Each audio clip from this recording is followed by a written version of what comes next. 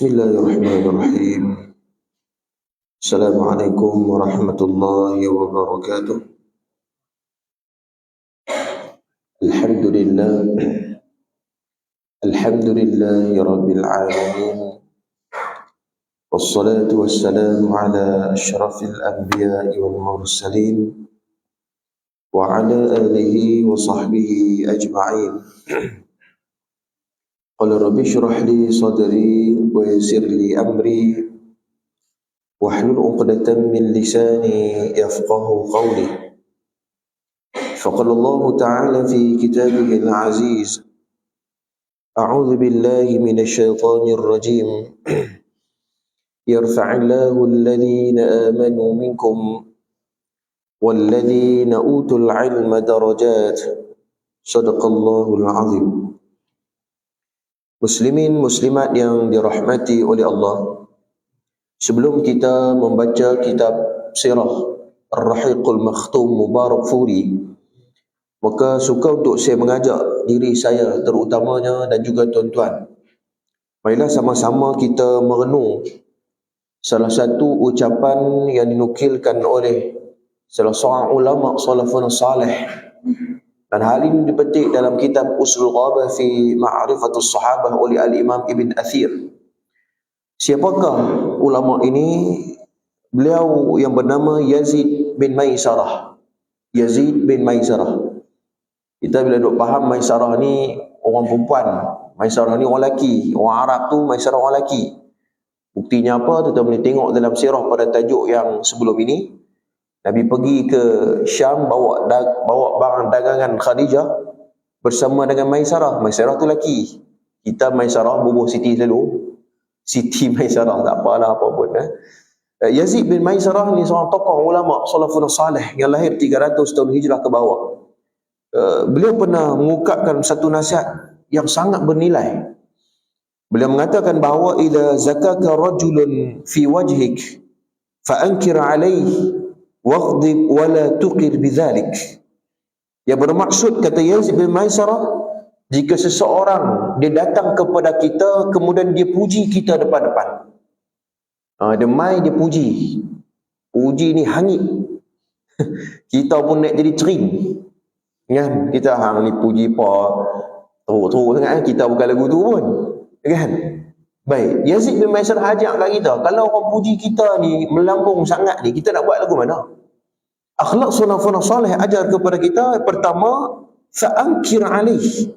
Fa'ankir alaih bermaksud jangan memperakui ataupun tegur dia. Jangan duk biar. Walaupun para fuqaha berbincang tentang hal ini, boleh ataupun tidak orang puji kita, ada yang mengharuskan, yang disebut oleh Al-Imam Nawawi.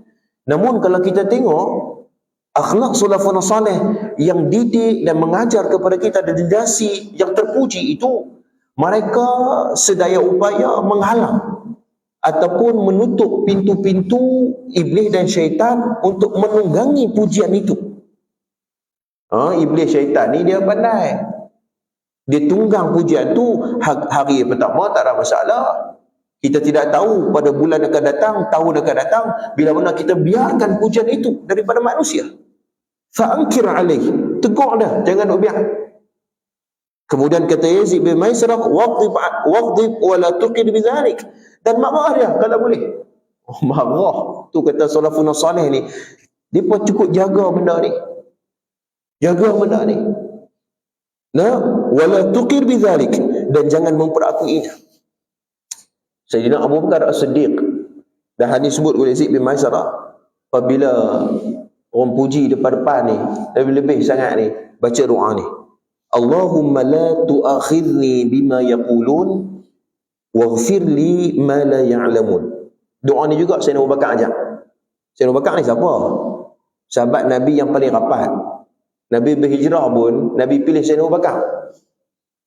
Nah, seorang insan yang Nabi iktiraf dia ahli syurga sebelum dia wafat. Siapa lagi kita nak tiru? Sayyidina Abu Bakar As-Siddiq baca doa, Allahumma la tu'akhidni bima yaqulun, ya Allah janganlah engkau bertanggungjawabkan kepada aku apa yang mereka katakan. Sayyidina Abu Bakar kenailah diri dia. Siapa yang paling kenal diri kita, tuan-tuan? Isteri kita. Isteri kita kenal lebih sikit pada orang lain, kan? Tapi hak paling kenal diri kita sendiri. Kita yang kenal diri kita sendiri. Bagaimana hati kita baik dengan Tuhan ataupun tidak, bagaimana kita dengan manusia, kita yang tahu bagaimana kedudukan dan keadaan diri kita di sisi Allah Subhanahu wa taala. Sebab tu Yazid bin Maisarah baca doa yang penuh puji sangat, aku bukan macam tu. Allahumma la tu'akhidni bima yaqulun waghfir li ma la ya'lamun. Ya Allah, ampunkanlah aku atas apa yang mereka tidak ketahui.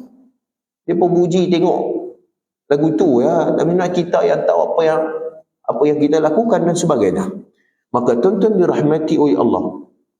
Pasal apa saya bawa hal ini? Tujuannya adalah untuk kita belajar sesuatu daripada akhlak salafun salih.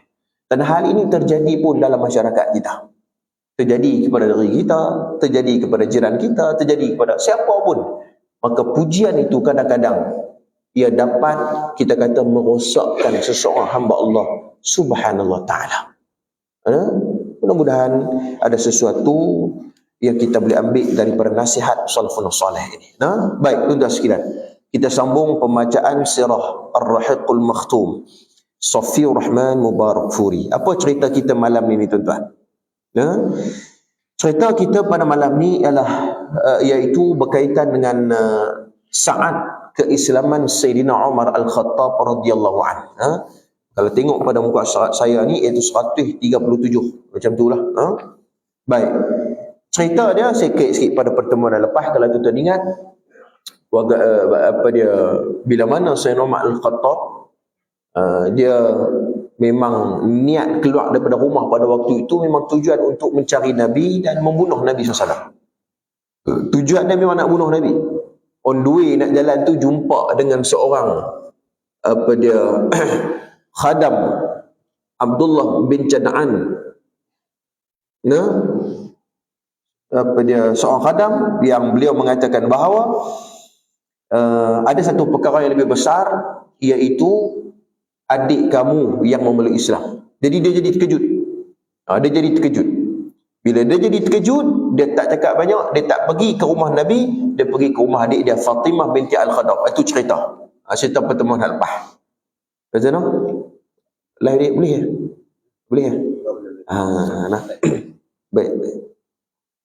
Baik, kita dah tengok. Okey. Kemudian apabila Sayyidina Umar Al-Khattab dia pergi ke rumah Fatimah binti Al-Khattab, dipendekkan cerita. Kemudian pada waktu itu Khabbab bin Arab dia sedang membaca ataupun mengajar adik kepada Sayyidina Umar, iaitu surah Taha. Surah Taha. Dan ia hanya membentuk lembaran-lembaran sahaja. Jadi maknanya Al-Quran pada zaman sahabat, pada zaman Nabi SAW, dia tak macam kita ni telah dikumpulkan 30 juzuk. Tidak. Quran pada zaman sahabat, Quran pada zaman Nabi SAW, ia berbentuk hafalan-hafalan dalam dada dan minda para sahabat. Kemudian berbentuk lembaran-lembaran yang ditulis di atas kulit-kulit binatang, batu dan sebagainya. Itu bentuk Al-Quran pada zaman para sahabat. Jadi hanya berbentuk sahifah, lembaran-lembaran itu. Baik, surah Taha, Khabbab bin Arab mengajar keluarga adik Sayyidina Umar Al-Khattab. Kemudian dia membaca kepada keduanya. Sebelum itu dia sering mengunjungi mereka berdua untuk mengajar Al-Quran. Khabbab bin Arab ni dia kerap pergi mengajar Quran dekat rumah Fatimah binti Al-Khattab. Khabbab bin Arab ni siapa, tuan-tuan? Sahabat Nabi yang awal-awal, dia termasuk di antara as-sabiqun al-awwalun. Kita kata orang yang awal-awal masuk Islam dan awal-awal dia faham Quran lah. Bila awal masuk Islam, jadi maklumat tentang Quran tu banyak lah. Dan dia di antara sahabat Nabi yang kena teruk, ditindas oleh pemimpin-pemimpin Quraisy. Kulit dia ni macam kulit binatang dah, sebab dia paksa Khabbab bin Arad radhiyallahu anhu. Itu. Baik. Apabila Khabbab mendengar Umar datang, dia pun bersembunyi di dalam rumah. Dia pun takut. Yang kata Sayyidina Umar ni, dia pun takut tentang ketegasan Sayyidina Umar Al-Khattab ni, sampai bila dia dengar Umar datang ke rumah adik dia, dia sembunyi. Fatimah pula, adik perempuan Umar, menutup lembaran itu. Tutup. Takut tak mau bagi tahu. Kalau Umar dia tahu kata adik dia masuk Islam, memang pai, memang kena tu. Dia sengaja tutup lembaran itu, lembaran surah Toha. Sebelum itu Umar telah mendengar bacaan Khabbab bin Arad. Sebenarnya Umar dah dengar dah. Luar daripada rumah tu, Sayyidina Umar dah dengar dah. Hampa duk baca Quran tu, tak apa. Aku tak tanya lagi. Aku nak tahu dulu hampa buat apa. Itu persoalan tu. Kemudian apabila Umar masuk ke rumah, kemudian dia berkata, bunyi apa yang aku dengar tadi ni? Dia dengar dah. Dia duk baca Al-Quran. Tapi saja Sayyidina Umar buat tak tahu. Waktu tu dia tak Islam lagi. Dia tanya, hampa baca apa tadi? Dalam keadaan kita kata bengisnya Sayyidina Umar Al-Khattab, dan dia sedang bawa pedang. Tu ingat tak pertemuan lepas, awal-awal sebelum dia nak pergi ke rumah Nabi SAW untuk membunuh, dia bawa pedang. Jadi tak jadi pergi rumah Nabi, patah balik pergi rumah adik dia Fatimah, pedang tu tengah duk pegang. Sambil dia tanya, hang baca apa tadi? Tuan-tuan boleh bayar di keadaan dia. Dan keadaan yang sangat cemas pada waktu ini. Ya? Maka mereka berdua tak ada apa, kami hanya berbual-bual sama kami. Ya? Fatimah pun tahu panggil abang dia guna. Dia kalau kata aku masuk Islam ni, memang aku terkena tabuh tahun ni. Ya? Adik kata tak, kami tak ada apa, kami sembang adik. Suami isteri macam tu. Ya? Khabbab bin Arad duk sunyi. Umar berkata, boleh jadi kamu telah menukar agama. Umar gertak. Hampa masuk Islam dah kot? Kan? Hampa dah masuk Islam ke? Iparnya menjawab, wahai Umar. Ipar apa? Suami kepada Fatimah. Suami kepada dia kata apa? Dia kata, wahai Umar, apa pandanganmu jika kebenaran itu bukan di pihak agama kamu? Suami kepada Fatimah ni, dia duk rasa Umar ni dia dengar dah pasal. Kita duk mengaji Quran tadi ni. Pasal dia dapat maklumat dah kita masuk Islam ni. Alalang dia dapat maklumat, dia tanya balik. Ni Umar, kalau kebenaran itu bukan datang daripada agama kamu, agak-agak macam mana? Tuan-tuan, ucapan ni dia kena dengan zaman kita lah. Zaman kita lah. Kadang-kadang orang yang memperjuangkan apa yang dia inginkan itu, dia rasa benda tu benar. Betul tak? Kita duk rasa di pihak kita kebenaran. Dia duk rasa hak dia duk berjuang bermati-matian tu, kan? Segalanya dia korbankan untuk perjuangan itu, sebab dia rasa benda tu betul di sisi dia. Betul tak? Dia duk rasa bahawa itulah kebenaran di sisi dia. Sebab tu tuan-tuan sekalian, apabila kita mengukur kebenaran ini, dia mesti kena ada sikap insaf. Apa maksud insaf? Insaf ni maknanya dia kena jujur. Dia kena amanah. Pertimbangkan ilmu dan kebenaran itu dengan insaf, dengan amanah, dengan jujur. Bukannya, ini bukan pihak aku tak boleh mengatakan kebenaran. Kalau datang daripada pihak aku, baru aku kata kebenaran hal itu. Itu bukan insaf. Kita boleh faham ni? Sebab tu para ulama, tuan-tuan sekalian, dia banyak saja mereka melakukan taraju'at al-ilmiyah. Apa maksud taraju'at? Maka tarik balik fatwa-fatwa tu. Lihat saja Al-Imam Syafi'i rahimahullahu ta'ala. Al-Imam Syafi'i, dia ada fatwa jadid dan fatwa qadim. Betul tak tuan-tuan? Dia ada fatwa hak lama, dia ada fatwa hak baru. Ulama pada zaman itu apabila mengkaji metodologi cara Imam Syafi'i, tanya balik, dulu bukan fatwa hak dulu, bukan lagu lain ke? Imam Syafi'i kata, dah, ini zaman lain. sasaran lain, masalah yang berbeza. Jadi ia memerlukan ijtihad dan fatwa yang baru. Begitu juga Al-Qaradawi dan ulama-ulama yang lain. Banyak saja mereka melakukan taraju'at. Mereka tarik balik fatwa. Bila mereka fikir balik, rasa tak kurang tepat aku buat keluar pendapat hak dulu ni. Dia perbaiki balik. Ini sikap insaf para alim ulama. Yang jadi masalahnya apa? Bila dia dapat pastikan benda tu salah, dia tak tarik balik fatwa dia.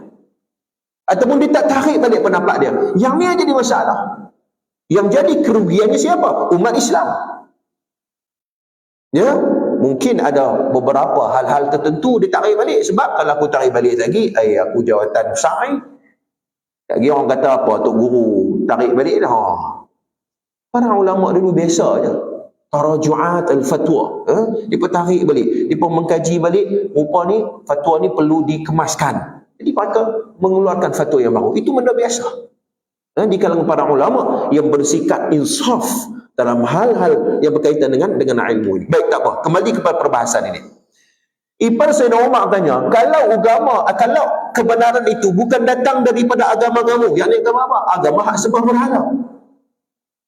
Kata Umar, mengatakan bahawa dia tak cakap banyak. Jadi jenis tadi buat bincang.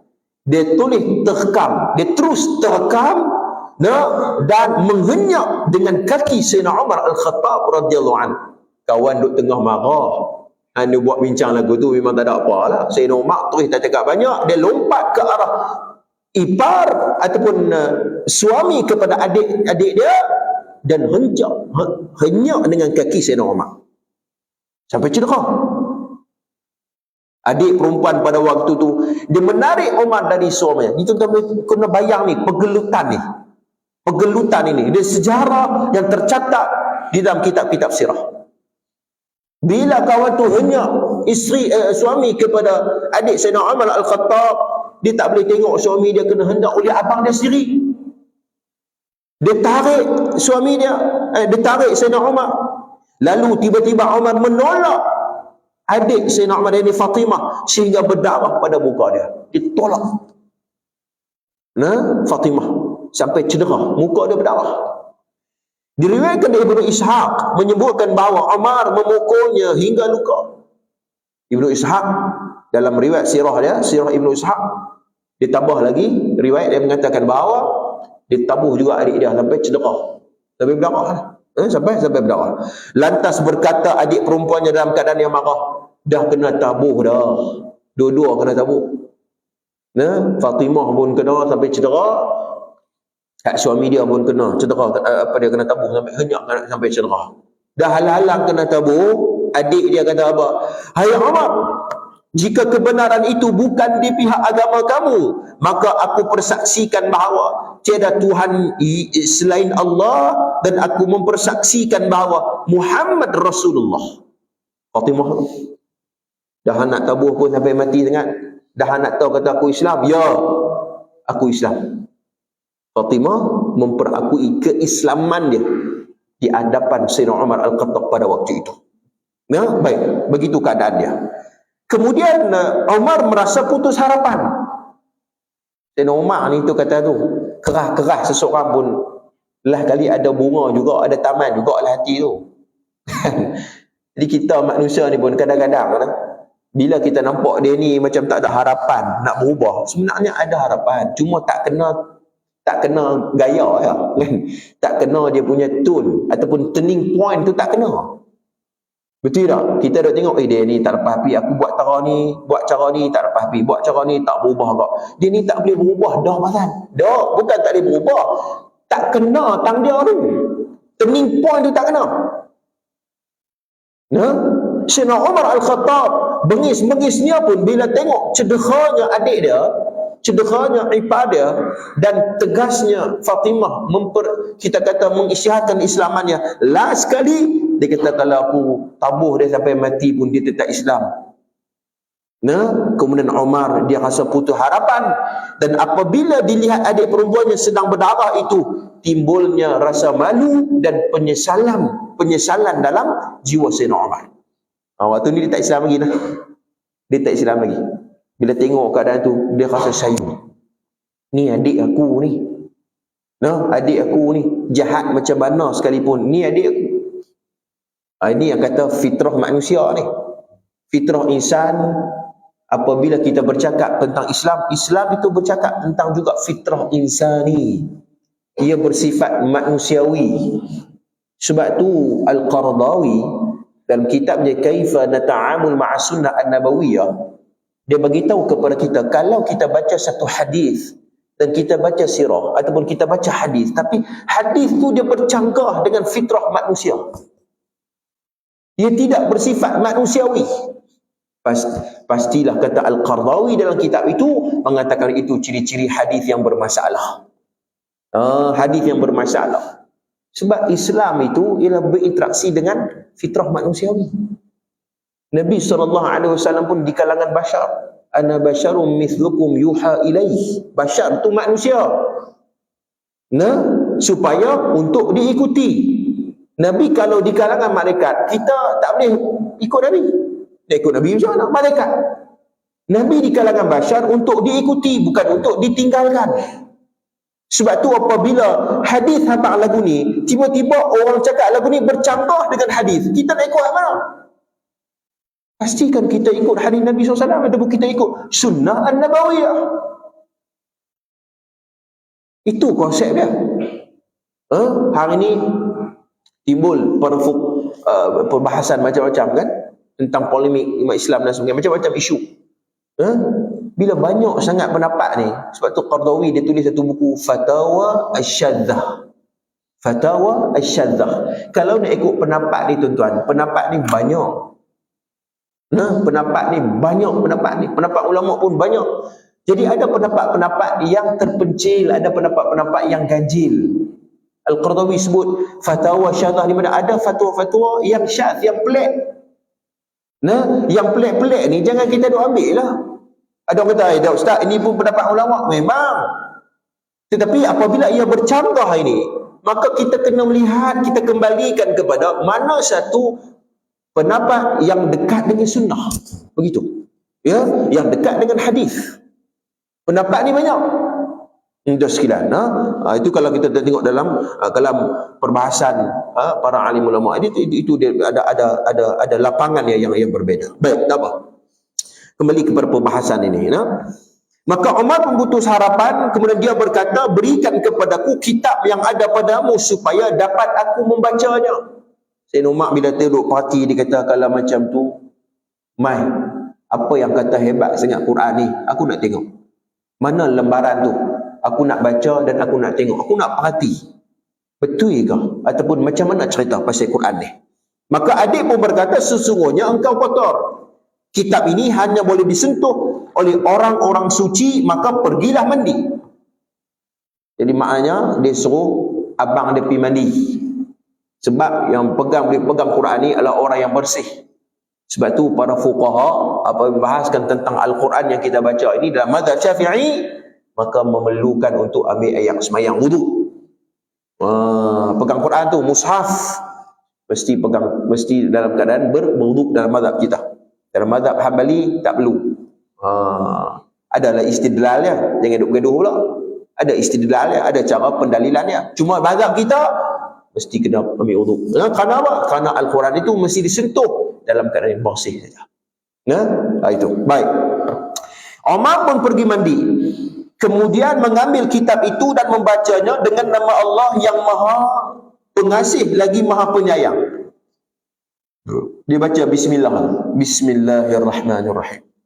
Sebab tu apabila sesuatu hal yang dimulakan dengan bismillah, maka ia akan diberkati oleh Allah.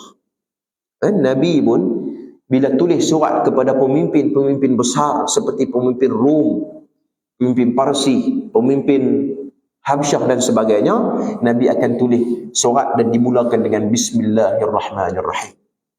Kita boleh tengok dalam riwayat Al-Bukhari, Nabi menulis surat, kemudian Nabi cop kepada Raisur Rumul Azim Hirqil, Raja Hercules. Nabi hantar surat rasmi kepada Raja Hercules. Dulu waktu di Jordan dulu, tahun-tahun akhir, ada seorang PhD hadis, dia mengajak, dia kongsi kepada kami hadis tentang Raja Hercules mendapat surat rasmi daripada Nabi. Dia ada isi kandungan. Banyak panjang cerita dia. Seronok tuan-tuan sekalian, cerita seronok. Raja Hercules mendapat surat rasmi daripada Nabi, tulis Bismillahirrahmanirrahim min Muhammad abduhu wa rasuluhu, dengan nama Allah yang Maha Pemurah lagi Maha Penyayang, daripada Muhammad hamba Allah dan pesuruh Allah, ila raisul azimur Rum, kepada Maharaja Rum besar Hirqil. Ha ra qauf lam. Ini nama yang disebut dalam teks hadis. Raja Hercules, bahasa kita ni, Raja Hercules. Nabi hantar surat. Tak apa, itu cerita pasal bagaimana Nabi itu. Cuma nak sebut bahawa Sayyidina Umar membaca Bismillahirrahmanirrahim. Dia pun berkata ini adalah nama yang baik dan suci. Jadi tuan-tuan, fitrah manusia ni, yang dia tak pernah nak mendengar dan tak pernah membaca Bismillahirrahmanirrahim, tiba-tiba dia membaca dengan penuh perasaan, dengan nama Allah yang Maha Pemurah lagi Maha Penyayang. Dan ini ada kalimah tauhid, ini ada kalimah ubudiyah, yang apabila kita menghayati ayat Bismillahirrahmanirrahim, macam mana? Cuba perhati elok-elok. Bismillahirrahmanirrahim. Buat apa pun kita mula dengan Bismillah, kita rasa macam mana? Kita rasa bahawa apa yang kita buat ini, kita mulakan dengan nama Allah, mudah-mudahan Allah pelihara kita. Nak pakai baca Bismillah, nak start kereta baca Bismillah, kan? Nak apa semua kita baca Bismillah. Kita buat hal-hal itu di bawah penguasaan Allah Subhanahu Wa Taala. Sebab tu saya teringat ada satu cerita seorang lelaki nama dia Al-Addas. Nabi saya dengar ada cerita dia. Addas, waktu tu Nabi lari ataupun menyelamatkan diri ketika mana orang Taif baling ketul-betul kat Nabi. Waktu Nabi berdakwah ke Taif, orang Taif buang Nabi, baling ketul-betul sampai berdarah. Kemudian Nabi menyelamatkan diri, Nabi berehat di satu kebun anggur, yang mana tukang kebun itu yang bernama Addas. Addas bawa beberapa biji kurma dan ayam bagi dekat Nabi. Nabi baca Bismillah, Bismillah dengan nama Allah. Addas terkejut. Dia kata, sepanjang hidup aku dan juga sepengalaman aku hidup dekat tempat ni, tak pernah lagi orang bila nak makan dia baca Bismillah. Tak pernah lagi. Tiba-tiba hang baca Bismillah. Hang ni siapa? Ada tak kenal. Dulu mana ada YouTube ni, dulu mana ada Facebook Live. Duduk kat rumah pun boleh tengok ceramah sirah, kan? Dulu tak ada. Hanya dapat berita-berita daripada hujung telinga sahaja. Ada kata, hang ni siapa? Nabi kata, aku Muhammad. Kemudian Nabi tanya, kamu ni siapa? Aku Addas. Apa agama kamu? Kamu datang daripada mana? Aku datang daripada Ninawa dan agama aku agama Nasrani, kata Addas. Ini sirah ni. Ninawa tu. Nabi kata, Ninawa min qaryah rajulun salih. Ninawa ialah satu tempat yang mana telah muncul seorang lelaki yang bernama Yunus bin Matta, seorang lelaki yang saleh. Dan dia Nabi, aku juga seorang Nabi, kata Nabi pada waktu itu. Barulah Nabi memperkenalkan bahawa diri Nabi Muhammad itu adalah seorang Nabi. Bila Addas kata, oh ini bukan orang biasa ni, dia terus tunduk dan mencium kaki Nabi dan cium kepala Nabi SAW. Dan Addas mengatakan bahawa tidak ada insan yang paling mulia melainkan insan ini. Addas, tukang kebun ya. Orang Taif baling ketul batu. Hak masuk Islam tu tukang kebun. Ini yang kata soal hidayah tu. Hidayah ni dia bukan kira siapa. Dia bukan kira siapa. Dia kira siapa yang nak dan siapa yang dipilih oleh Allah Subhanahu Wa Taala. Itu kata hidayah. Taufik dan hidayah daripada Allah Subhanahu Wa Taala. Itu cerita Bismillah tu. Baik, kembali kepada sirah. Sayyidina Umar apabila dia membaca Bismillah, dia kata ini adalah nama yang baik dan suci. Itu fitrah. Sebab tu Syekh Abdullah Basmih dalam kitab Mastikah Hadis, saya teringat poin ini. Apabila Syekh Abdullah Basmih mensyarahkan hadis, Nabi SAW bersabda, hadis riwayat Al-Imam At-Tabarani, Nabi kata, fikirlah tentang nikmat dan kebesaran Allah, wala tatafakkaru fi dzatillah, dan jangan kalian memikirkan tentang zat Allah. Ni hadis ni. Nabi suruh kita fikir tentang kebesaran Tuhan, fikir tentang sifat-sifat dia, fikir tentang nama-nama dia. Jangan duk kalut fikir tentang zat Allah. Zat Allah ni bagaimana? Tangan Allah ni macam mana? Macam tangan kita apa? Akal kita ni pun dicipta oleh Allah yang sangat terhad. Apatah lagi akal kita ni nak memikirkan tentang zat yang mencipta alam ini. Hadis riwayat Al-Imam At-Tabrani, para ulama muhadithin mengatakan bahawa Nabi nak suruh kita ni fikir tentang nikmat, tentang kebesaran Tuhan, nama-nama dia, sifat-sifat dia. Jangan kalut tentang sifat zat-zat Allah Subhanahu Wa Taala. Kita tidak tahu, kita kembalikan maknanya kepada Allah dan Rasul. Nah, ni lu fikir ni tangan macam tangan kita ke? Jari Allah ada 10 ke? Kalau kuku panjang Allah macam mana nak kena kepit kuku ke? Lah, dia fikir macam tu dah. Itu serahkan kepada ulama usul. Ada perbincangan dalam hal itu, sama ada takwil ataupun tidak. Itu perbahasan dalam bab usul. Cuma saya nak sebut bahawa apabila dalam konteks itu, maka kita fikir tentang kebesaran Allah SWT. Nama-nama Allah dan sifat-sifat itu cukup memberi pengaruh yang cukup besar, khususnya dalam bab ilmu usul ataupun ilmu tauhid. Kita bila bincang pasal ilmu tauhid ni, kira duk bincang pasal ayat mutasyabihat ya. Padahal ilmu tauhid tu banyak, bukan hak tu saja bincang. Itu salah satu je, banyak lagi perbincangan dalam ilmu usul ataupun ilmu tauhid. Itu. Baik, tak apa. Kembali kepada sirah. Kemudian dibacanya lagi Taha. Taha. Ini harfun muqatta'ah. Siapa yang belajar ilmu ulumul Quran, dia akan tahu perbahasan tentang harfun muqatta'ah. Huruf-huruf yang terpotong di dalam Al-Quran. Huruf-huruf yang terpotong di dalam Quran, seperti huruf Al-Qalam, Nun wal qalami wa ma yasturun, kan? Surah Al-Baqarah, Surah Ali Imran, Alif Lam Mim Sad, Kaf Ha Ya Ain Sad. Itu surah harfun muqatta'ah. Para ulama tafsir apabila menafsirkan harfun muqatta'ah ini ada dua mazhab. Mazhab yang pertama iaitu mereka mengatakan bahawa itu di antara salah satu nama-nama Allah. Ini disebut dalam tafsir saya tak ingat, Al-Baghawi kalau tak salah saya, tetap merujuk kembali. Dan kebanyakan mufassirun, termasuklah di kalangan para sahabat, Abdullah ibn Abbas, Sayyidina Abu Bakar, Sayyidina Osman, berpendapat bahawa hal itu tidak mengetahuinya, melainkan maknanya kembali kepada Tuhan. Tawakuf. Dia pun tak tahu. Para ulama tawakuf ni maksudnya dia pun tak tafsir harfun muqatta'ah tu. Nun tu maknanya apa, alif lam ra tu apa, alif lam mim tu, dia pun tak tahu. Para ulama tafsir mengatakan bahawa pulangkan makna itu kepada Allah. Itu mazhab yang kedua.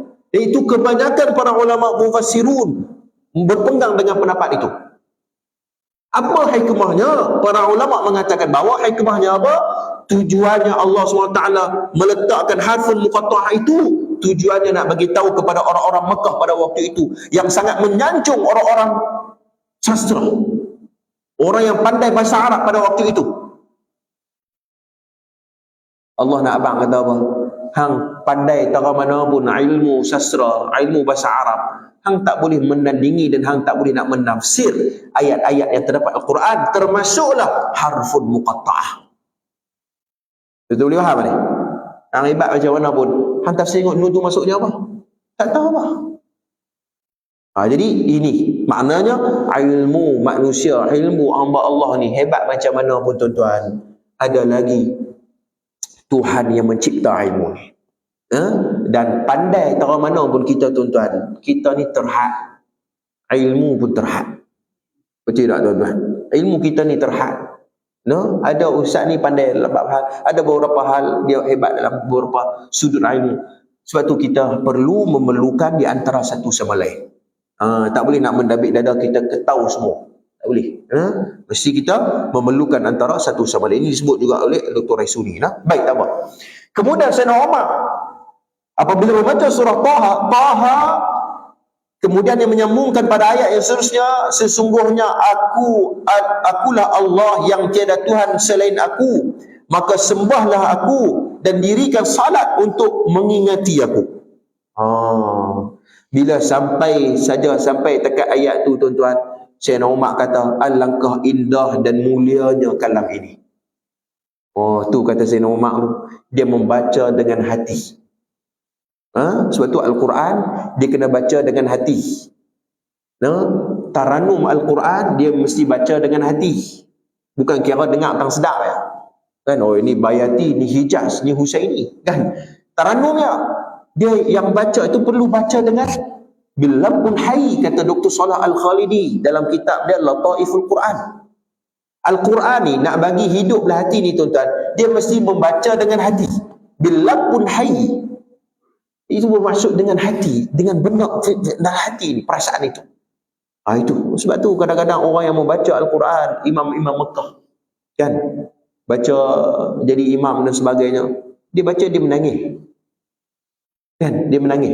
Kita hak belakang tu bukan faham pun, kita pun turut menangis juga bila tu imam tu baca dia menangis, sebab dia baca dengan hati, dengan mendayu, dan dia meresap dalam hati kita. Kita mendengarnya dengan perasaan itu. Itu pentingnya, membaca dengan hati itu. Alangkah indahnya dan mulianya kalam ini, tunjukkan kepada aku di mana Muhammad. Tu dia. Di mana Muhammad. Terus dia nak cari Nabi dan dia nak memeluk Islam di tangan Nabi SAW. Inilah detik-detik bersejarah ketika mana keislaman Sayyidina Umar Al-Khattab radhiyallahu anhu. Ada orang tanya, Ustaz, macam mana nak bagi ayat Quran mana yang nak bagi lembut hati? Dia kata, Ustaz, baca surah Toha lah. Jadi jawapannya macam ni, tuan-tuan sekalian. Tidak ada mana-mana ayat secara khusus, apatah lagi surah Toha yang membicarakan tentang nak bagi lembut hati, baca surah Toha. Tidak ada satu ayat Quran dan dalil hadis pun yang menyebut tentang hal itu. Sebab apa-apa kelebihan, tuan-tuan, dia mesti kena ada dalil. Dia tak boleh pandai-pandai, dia tak boleh reka, dia mesti kena dalil. Sebab fadilat ni yang melibatkan ibadat. Betul tak, tuan-tuan? Dia melibatkan ibadat, dapat dosa, dapat pahala. Itu. Jadi hal apa pun mesti kena ada nas. Hal itu pertama. Namun kalau kita nak membaca surah Toha atas niat, ya Allah, belilah lembutkan hatiku, itu tak ada masalah. Kita boleh faham ni. Tapi kalau kita nak sandarkan, nak bagi lembut hati, kena baca surah Toha, itu tidak ada nas.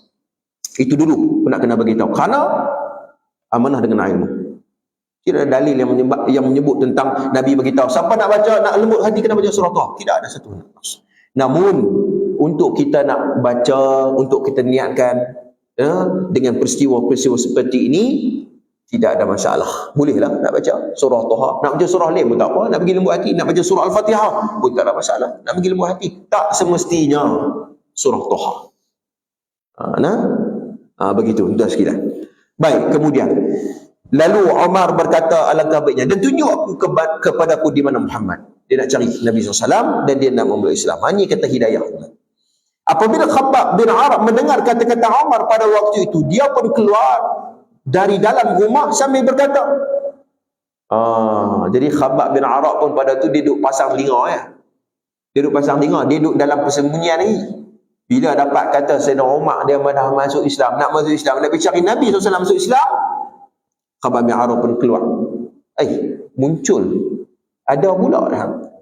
Kata dia, terimalah berita gembira hai Umar. Sesungguhnya benar apa yang terjadi kepada doa yang pernah diungkapkan oleh Nabi SAW. Nabi pernah baca doa. Nabi pernah mendoakan kepada dua orang Umar ini, yang mana satu Islam. Kan? Antaranya doa yang disebut oleh Imam Ahmad dalam Musnad, Allahumma a'izzal Islama bi Umar al-Khattab khassatin. Yang bermaksud, ya Allah, muliakan agama ini dengan keislaman Umar al-Khattab. Pertama, maknanya Sayyidina Umar pernah mendapat doa Nabi. Yang kedua, Nabi pernah membaca doa tentang dua Umar lah, antara Abu Jahal dan juga Sayyidina Umar al-Khattab. Ya. Mana doa ni tadi yang saya cek tu Ustaz tadi? Nah, saya tak ingat. Maknanya ada dua doa. Ada satu doa yang Nabi membaca sebelum Sayyidina Umar masuk Islam lagi. Ya Allah, berikan kita kata kekuatan Islam kepada di antara dua Umar ni, antara Abu Jahal dengan Sayyidina Umar. Terbukti Allah SWT memustajabkan doa Nabi dengan memilih Sayyidina Umar Al-Khattab memeluk Islam. Abu Jahal tak masuk Islam. Abu Jahal lagi kuat lagi. Sebab apa Nabi mention dua nama ni? Sayyidina Umar Nabi. Sebab apa Nabi tak mention nama-nama yang lain? Nabi khususkan dua nama. Ya Allah, kau bagilah di antara dua Umar ni salah seorang masuk Islam. Pasal apa tuan-tuan? Kerana dua orang ini sangat berpengaruh. Dua orang ini mempunyai bakat kepimpinan, talent. Bakat itu dia boleh menggerakkan orang yang di belakang dia. Abu Jahal itu orang yang berkepimpinan. Buktinya apa? Tuan-tuan boleh tengok beberapa siri-siri propaganda yang dilakukan sehingga orang-orang Mekah terpengaruh dengan tomahan dia, dengan fitnah dia. Dan dia merupakan pemimpin pertama yang menjadi ketua perang bagi kaum musyrik dalam peperangan Badar. Tajuk tu muka surat 200 lebih tu, baru masuk tajuk tu. Waktu perang Badar, Abu Jahal jadi ketua perang pada waktu itu. Sehingga kan Abu Sufyan kata, tak payahlah terus pergi serang Muhammad tu, barang dagang kita dah selamat dia, aku pun dah sampai dekat Mekah, patah balik ya. Abu Sufyan tulis surat kat Abu Jahal pada waktu itu. Abu Jahal kata apa? Dah lalang pun dah sampai dekat sini. Dan niat kita pun dah bertemu dengan Muhammad, aku takkan patah balik. Dan terbukti Abu Jahal dia bertempur dengan tentera Nabi SAW dan dia mati dalam peperangan Badar. Nah, lepas perang Badar tu tak ada dah nama dia. Nama Abu Jahal dia tak ada dah sebab dia mati. Abang kata begitu juga Sayyidina Umar kata. Pengaruh dia, ketegasan dia, prinsip yang dia pegang. Ini yang dimiliki oleh Sayyidina Umar Al-Khattab.